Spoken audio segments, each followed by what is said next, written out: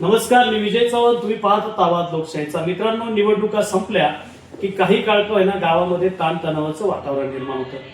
निवडणुकीमध्ये जय पराजय हा होतो. कुठली तरी एक पार्टी पराभूत होते, कुठली तरी एक पार्टी विजय होते.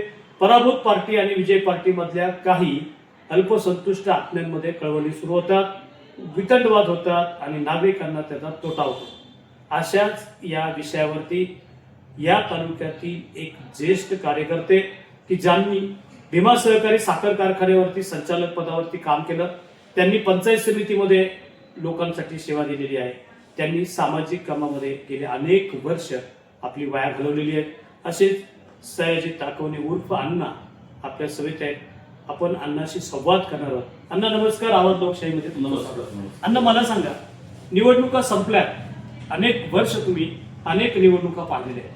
निवडणुकीनंतर गावातलं वातावरण कसं असावं? निवडणुकीमध्ये काय मतभेद झालेले ते सगळ्यांनी विसरले पाहिजे आणि एकोप्यानं काम करायला सुरुवात केली पाहिजे. गाव आणि आपली जनता ही आपलीच म्हणून आपण त्या कामाला लागलं पाहिजे. गाव आणि गावकरी आपला परिवार आहे, आपलं कुटुंब आहे आणि म्हणून सर्वांनी सलोख्याच्या नात्यानं वागलं पाहिजे, हे अण्णा मौलिक विचार सांगत आहेत. अण्णा, तुम्ही बऱ्याच निवडणुका केल्या, पण निवडणुकीमध्ये जय पराजय सुद्धा तुम्ही चाकलेला आहे. अनेकांना पाहिलेलं आहे, अनेक राज्यकर्ते तुम्ही बघितलेले आहेत, अनेकांबरोबर कामं केलेली आहेत. काय वाटतं तुम्हाला, यंदाची जी जिल्हा परिषद आणि पंचायत समितीची निवडणूक झाली त्याच्यामध्ये तुमचं मत काय, की ही निवडणूक कुठल्या आधारावर झाली? विकासाच्या कामावर झाली का नुकतीच स्वर्गीय अजितदादा पवार यांच्या निधनानं त्या भावनेच्या लाटेवर झाली?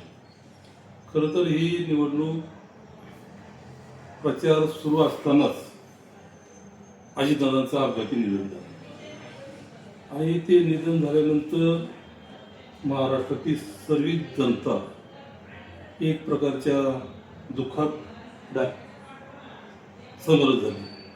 आणि महत्त्वाची गोष्ट, दादांना संपूर्ण महाराष्ट्रामध्ये प्रत्येक गावामध्ये 10-20 लोक जवळ ओळखायचे.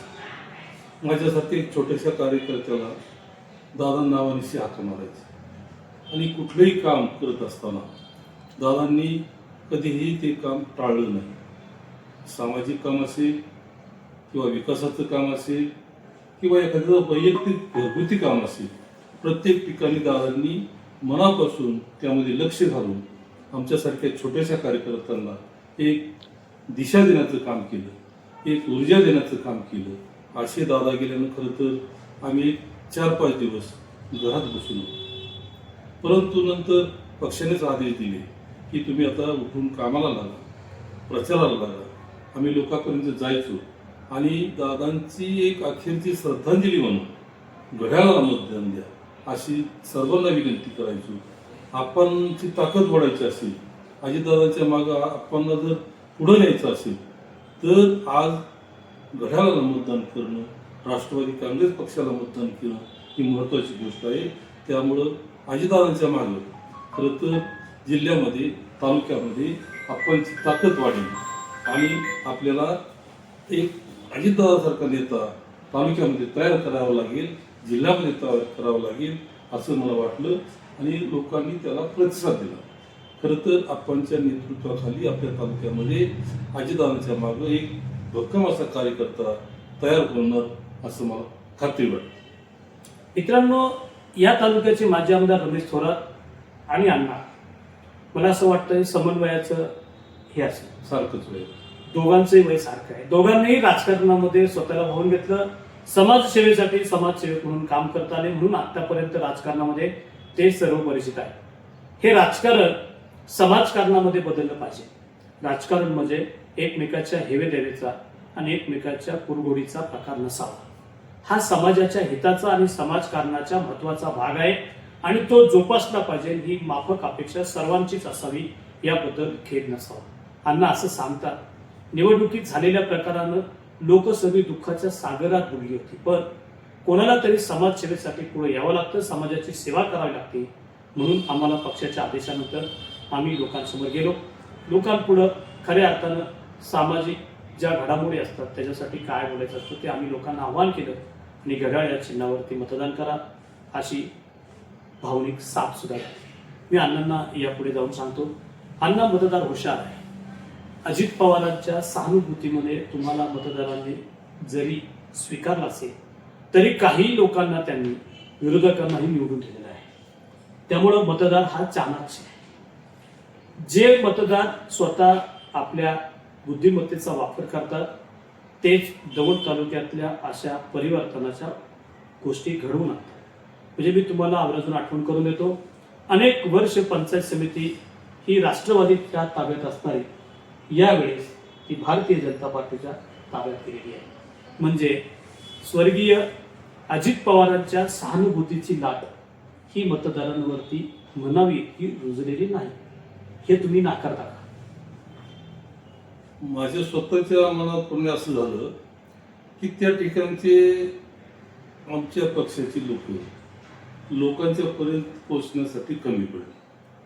लोकांच्या पर्यंत पोचला असतं तर तिथेही आम्ही मागं राहिलो नसतो. जे आमचे कार्यकर्ते असतील, उमेदवार असतील, पक्षाचे नेते असतील, त्या ठिकाणी त्या सामान्य माणसापर्यंत पोहोचण्यासाठी कमी पडले. त्यामुळे त्या ठिकाणी आम्हाला थोडंसं मतदान कमी झालं.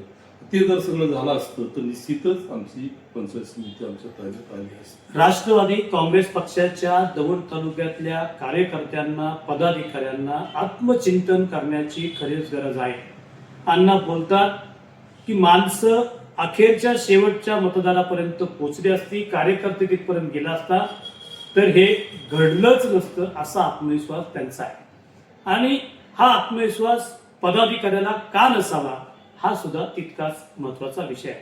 म्हणून जे घडलं, प्रथमच पंचायत समिती राष्ट्रवादी काँग्रेस पार्टीच्या हातून निसटलेली आहे. याचं आत्मचिंतन आणि परीक्षण हे राष्ट्रवादी काँग्रेस पक्षाच्या पदाधिकाऱ्यापासून नेत्यांना करण्याची गरज आहे.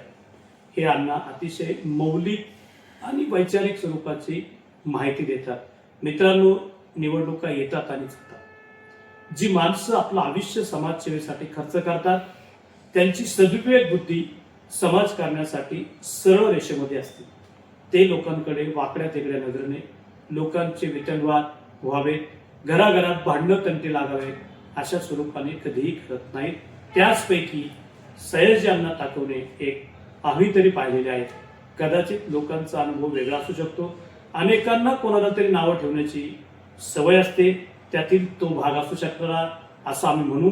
पण आम्ही पाहिलेले अण्णा म्हणजे खऱ्या अर्थानं लोकांमध्ये अतिशय मित स्वभावी, कमी चर्चा करणे आणि समाजसेवा जास्त करणे असे पाहिलेले आहेत. ते अण्णा आम्हाला भेटले, आमच्याशी संवाद साधलाय. अण्णा तुमचे खूप खूप आभार, धन्यवाद. आवाज लोकशाहीच्या वतीने तुम्हाला धन्यवाद. नमस्कार.